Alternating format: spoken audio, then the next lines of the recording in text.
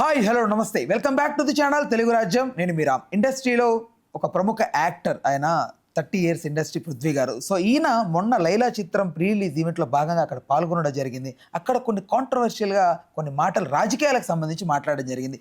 Cinema వేదికల్లో రాజకీయాలకు సంబంధించి మాట్లాడడం అనేది గత కొద్ది కాలంగా మనం చూస్తూనే ఉన్నాం.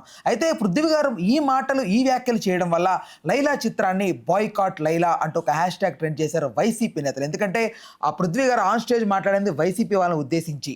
సో దీనికి సంబంధించి పృథ్వీ గారు హై బీపీ ద్వారా హాస్పిటల్లో కూడా జాయిన్ అవ్వడం జరిగింది. ఇంత పెద్ద రచ్చకు గల కారణాలు ఏంటి, అసలు ఎందుకు మాట్లాడాల్సి వచ్చింది, దీనికి సంబంధించి ఒక మంచి వివరణ ప్రముఖ సోషల్ యాక్టివిస్ట్ కృష్ణకుమారి గారి మరిన్ని వివరాలు తెలుసుకుందాం. నమస్తే అమ్మా. నమస్తే.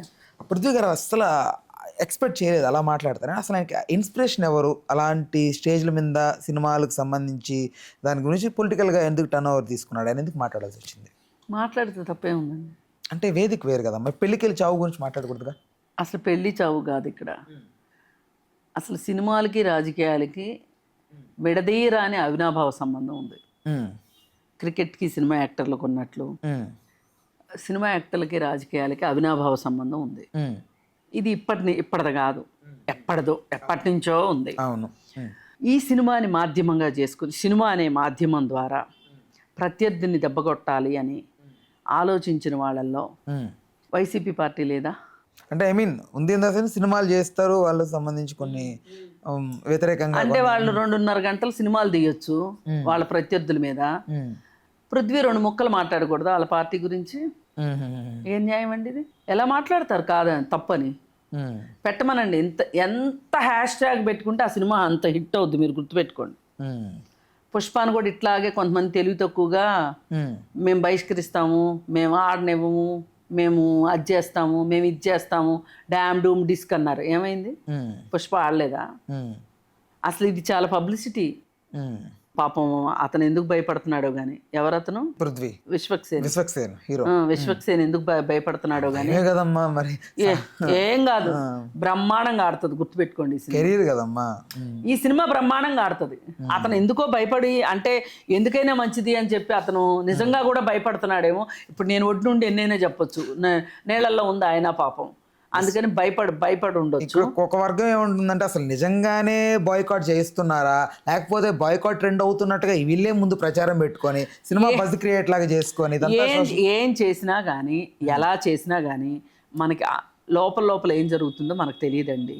మనకు పైకి కనిపించింది ఏంటి? పృథ్వీ ఇలా మాట్లాడాడు, దానికి వైసీపీ వాళ్ళు ఇలా రియాక్ట్ అయ్యారు. ఇదే కదా. అసలు మీ అభిప్రాయం ఏంటమ్మా పృథ్వీ గారు మాట్లాడిన దాని గురించి? తప్పే ఉందండి. తప్పే ఉంది. 151 సీట్ల నుంచి 11 సీట్లకు మీరు పడిపోలేదా? మరి పోయినసారి అంతా చంద్రబాబు నాయుడిని మీరు 23కు పడిపోయావు, నువ్వు 23కు పడిపోయావు అని ఎన్నిసార్లు అన్నారు? వాళ్ళు ఎంత అవమానించారు. 2019 నుంచి 24 మధ్యలో అసెంబ్లీలో కానీ బయట కానీ. అంటే మీరు ఒక్కళ్ళేనా అవమానించడానికి, నువ్వు విమర్శించడానికి? మీకు ఎవరన్నా పేటెంట్ రాసి ఇచ్చేసారా వైసీపీ వాళ్ళకి? మీరు ఏమైనా చేయొచ్చు. అసలు లక్ష్మీస్ ఎన్టీఆర్ అని ఒక సినిమా తీశాడు. ఎవరు? రామ్ గోపాల్ వర్మ.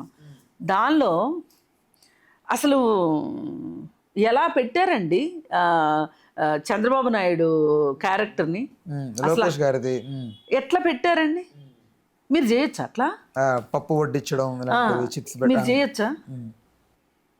ఎంత దారుణం అండి. ఎంత బాడీ షేమింగ్ చేశారు, ఎంత అవమానం చేశారు. మీరు చేయొచ్చు, మిమ్మల్ని ఎవరేమనకూడదు. మీరేం పైనుంచి దిగొచ్చారా? ఆకాశంలో నుంచి ఉల్కలు జారిపడ్డట్టు.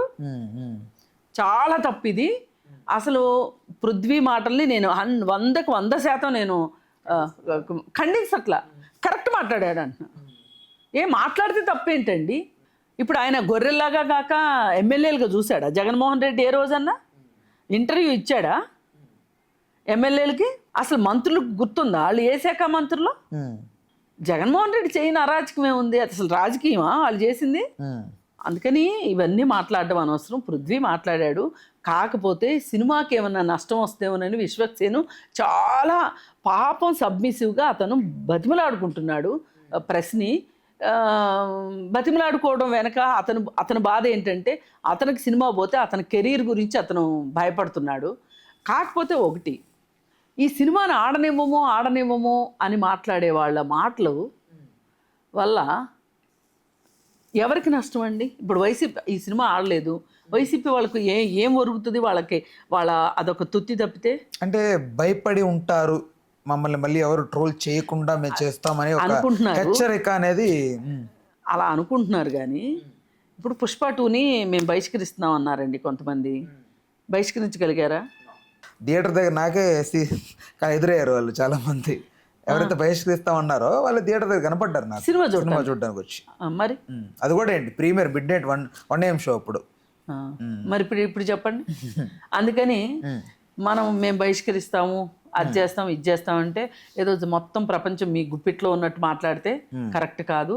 పైగా మీరు వ్యూహం సినిమా తీశారు, అది ప్రజల డబ్బులతోటి వ్యూహం సినిమా తీశారు. క్రౌడ్ ఫండింగ్ కాదు, ఫైబర్ నెట్ ద్వారా కదా డబ్బులు ఇచ్చింది 2 కోట్లు రామ్ గోపాల్ వర్మకి. అదే కదా ఇప్పుడు కేసు, అదే కదా. మరి మీరు ఎట్లా చేస్తారు అట్లా? అంటే గేమ్ చేంజర్ ప్రీ రిలీజ్ ఈవెంట్లో కూడా పవన్ కళ్యాణ్ గారు హాజరవ్వడం జరిగింది. పవన్ కళ్యాణ్ గారు హాజరయ్యే టైంకి పృథ్వీ గారు ముందుగా స్టేజ్ ఎక్కి జగన్మోహన్ రెడ్డి గారు గతంలో అంటే ఎన్నికలకు ముందు టైంలో ఆయన ప్రచారించేటప్పుడు మైక్ని ఇలా కొట్టేయాడు, అలా కొట్టేవాడు. ఆ సైన్ చేశాడు ఆయన గేమ్ చేంజర్ టైంలో. ఆయన చేస్తాడండి. ఆయన్ని అవమానించారండి జగన్మోహన్ రెడ్డి పార్టీ వాళ్ళు. ఎవరిని? పృథ్వీని కూరలో కరివేపాకులాగా వాడుకున్నారు.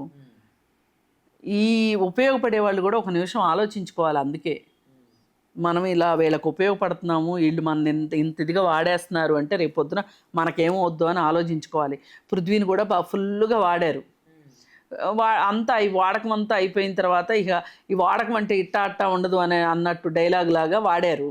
వాడిన తర్వాత కూరలో కరివేపాకుని తీసి పారేశారు. అంటే అప్పుడు గేమ్ చేంజర్ని ఎవరు కూడా ఈ బాయ్కాట్ గేమ్ చేంజర్ అనేది ఇట్లా హట్ అయ్యి ఎవరు ఏం చేయలే. బట్ ఇప్పుడు ఇది ఇలా ఎందుకు అంటే ఎవరి మీద కోపం, ఎవరి మీద తీర్చుకుంటున్నారు దేనికనేది వాళ్ళు అధికారం కోల్పోయి పిచ్చెక్కిపోయి ఉన్నారండి. ఎవరి మీద ఏం కేసు పెడతారో ఏమవుతుందో అనే ఒక భయంలో ఉన్నారు వాళ్ళు. వాళ్ళ ఆత్మరక్షణలో భాగంగా ఇవన్నీ చేస్తున్నారు. మేమున్నాము అని అనుకుంటున్నారు వాళ్ళు. ఇప్పుడు ఇవాళ గట్టిగా చూసుకుంటే వాళ్ళకి అధికార ప్రతినిధి ఎవరు చెప్పండి? ఆ పార్టీకి ఎవరమ్మా? ఎవరు లేరు. ఉన్నోళ్ళు కూడా, పార్టీలో ఉన్నోళ్ళు కూడా కేసులని లేకపోతే రాజ్యసభ ఎంపీలు అనబడే వాళ్ళు కూడా ఏ రోజు పార్టీ మారతారో తెలియదు. ఆ పరిస్థితిలో ఉన్నారు. అసలు మొన్న అధినాయకుడు ఇండియా తిరిగి వస్తాడని అనుకోలేదు, లండన్లోనే ఉండిపోతాడు అనుకున్నారు. నిన్నగాక మొన్న వాళ్ళ అమ్మను వాళ్ళ చెల్లి NCLTలో పెద్ద గోల చేశారు.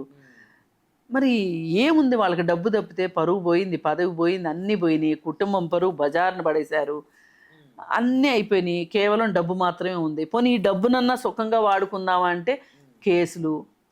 ఇప్పుడు మొన్న సుప్రీంకోర్టు రోజువారీ విచారణ జరిపించాల్సిందే అన్నారు. ఇప్పుడు రోజువారీ విచారణ జరిపిస్తే ఏ కేసు ముందుకు వస్తుందో తెలియదు, ఏ కేసు వెనక్కి వెళ్తుందో తెలియదు, ఏ కేసులో శిక్ష పడుతుందో తెలియదు. నా గందరగోళం కింద నడుస్తుంది. ఇది పరిస్థితి. ఈ పరిస్థితిలో, ఇలా ఉన్న పరిస్థితిలో వాళ్ళకి స్థిమితం ఏముంటుంది? ఇప్పుడు ఇన్నాళ్ళు అధికారం ఉంది కదా అని బాగా ఇష్టం వచ్చిన టచ్ వచ్చిన ఆంబోతులాగా సమాజం మీద పడ్డారు. ఇప్పుడు అధికారం పోయింది సడన్గా. ప్రతి ఒక్కళ్ళు ఆలోచించింది 30 ఏళ్ళు అనే ఒక విజన్లోనే వాళ్ళు ముందుకెళ్ళారు. 30 ఏళ్ళు మేము ఉంటాం, ఏం చేసినా ఏం కాదు, మాకేం అవ్వదు అనుకుని వాళ్ళు చేసిన పనులన్నీ అలా ఉన్నాయి. అది కాస్త డామేట్ కథ అడ్డం తిరిగింది. ఇప్పుడు ఉక్రోషం వచ్చేస్తుంది వాళ్ళకి. పృథ్వీ గారు హాస్పిటల్ నుంచి ఛాలెంజ్ చేశారమ్మా, నన్ను ఇట్లా చేస్తున్నారు, మీరు టార్చర్ చేస్తున్నారు, మీ అంతా చూస్తాను, బయటకు వచ్చి నేను అని చెప్పి పృథ్వీ గారు పాపం మొన్న హై బీపీ వచ్చి హాస్పిటల్ జాయిన్ అయినప్పుడు. కాదండి, ఇప్పుడు హై బీపీ వచ్చి జాయిన్ ఏమయ్యారా అనేది కాసేపు పక్కన పెడితే, పృథ్వీని ఫుల్గా వాడుకొని అతనికి SVBC చైర్మన్ పదవి ఇచ్చి, అంటే స్టింగ్ ఆపరేషనే అవ్వచ్చు. అది స్టింగ్ ఆపరేషన్ అయినా ఈయన బుద్ధి ఈయనకు ఉండాల్సిందే కదా. మరి ఇలాంటి నేనేమంటానంటే, అలా చేసే ఎవరు చేసినా తప్పే. పృథ్వీ చేసినా తప్పే, ఇంకొకరు చేసినా తప్పే. అంబటి రాంబాబుది బయటపడింది, అంబటి రాంబాబుని ఏమనలేదు. ఇప్పుడు విజయసాయిరెడ్డిది ఆయన వెళ్ళిపోయాడు కానీ వీళ్ళు పంపించలేదు. దేవాదాయ ధర్మాదాయ శాఖలో వాట్సాప్లో ఉద్యోగాలు ఇప్పించటాలు, లేకపోతే ఆవిడెవరో ఒక ఆవిడ ఉంది ఆవిడ పేరు గుర్తు రావట్లేదు, ఆవిడ్ని ఆ విషయం అవన్నీ వచ్చినాయి. ఏమన్నా జగన్మోహన్ రెడ్డి ఒక్క ముక్క మాట్లాడా దాని గురించి? మరి అక్కడ ఇంకొక ఆయన ఉంటాడు అవంతి శ్రీనివాసు. అలాగే అసలు వీళ్ళందరినీ మించి ఘోరంగా గోరంట్ల మాధవ్ బట్టలు ఇప్పుకుని స్ట్రీకింగ్ చేశాడు. వాడిని ఏమన్నా అన్నారా?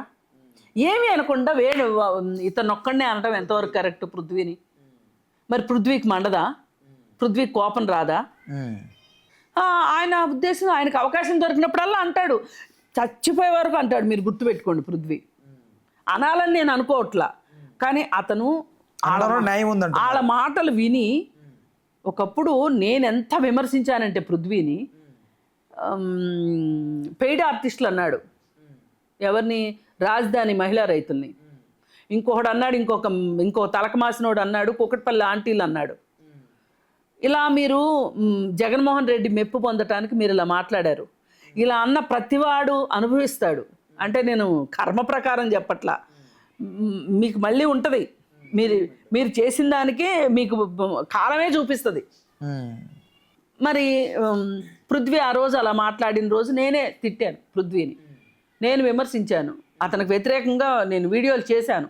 కానీ ఈరోజు ఎందుకు నేను సపోర్ట్ చేస్తున్నానంటే, మీరు ఒక పక్కన రెండో వాళ్ళ మీద సినిమాలే తీస్తే గంటల సినిమాలు రామ్ గోపాల్ వర్మను పెట్టి, ఇతను ఏదో ఒక షోలో ఇలా మాట్లాడినందుకు మీకు ఇంత కోపాలు వస్తే ఎట్లండి? అంటే మొన్న బ్రో చిత్రం రిలీజ్ అయినప్పుడు కూడా కాంబట్టి రాంబాబు అని ఏదో క్యారెక్టర్ చేశాడు. అంటే పబ్లో డ్యాన్స్ చేయడం, అది అమర్రామ్ కాబట్టి రిప్రజెంట్ చేస్తున్న క్యారెక్టర్, అది 100% తెలుస్తుంది మనందరికీ ఇక్కడ.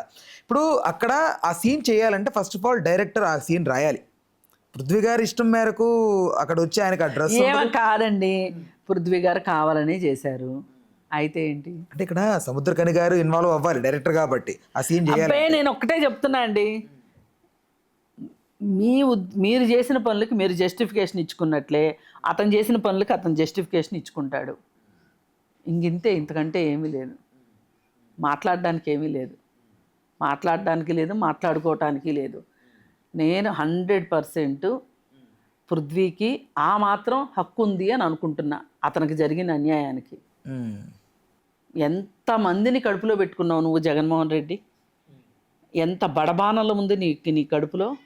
ఎన్ని వైసీపీ వాళ్ళు చేసిన ఎన్ని తప్పులు నువ్వు దాచుకున్నావు? ఏం పృథ్వీ ఒక్కడ ఎక్కువయ్యాడా నీకు?